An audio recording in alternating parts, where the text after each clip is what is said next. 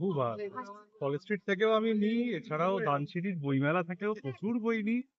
কারণ মানে সত্যি কথা বলতে কি, বইমেলার বই যেরকম অন্যান্য পাবলিকেশন নাম করা, সেরকম ধানসিঁড়ি ছাড়াও বইমেলা ভাবা যায় না। আর ধানসিঁড়ি গত মানে বিশেষ করে 2-3 বছরে এত ভালো ভালো পাবলিকেশন ধানসিঁড়ি থেকে করেছে যে ধানসিঁড়ির বইকে কোনো রকমে উপেক্ষা করা যায় না। এটা নিয়ে তো বলতেই হয়, ধানসিঁড়ি অত্যন্ত যত্ন করে প্রত্যেকটা বই বানায়, এবং প্রত্যেকটা বইয়ের বইয়ের পেছনে যে একটা কাজটায় যে যত্ন আছে, সেটা বইগুলোর মলারটা মানে বইটালেই বোঝা যায়।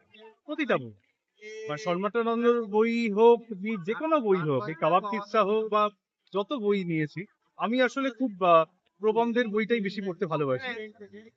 কিন্তু সায়ন্তন ঠাকুরের বইও আমার কিন্তু ভীষণ ভালো লেগেছিল। প্রচুর বই, মানে এখন হয়তো অনেক নাম মনে পড়ছে না।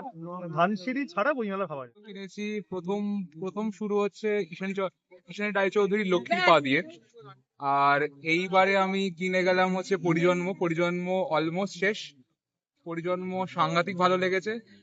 আর তারপরে কিনেছিলাম সন্মাত্রানন্দেরও বই। সন্মাত্রানন্দেরও বই কিছু বলবার নেই আলাদা করে। আজকে আবার নিয়ে গেলাম, খাওয়ার মতন নেশার মতন। তো আশা করছি খুব ভালো লাগবে।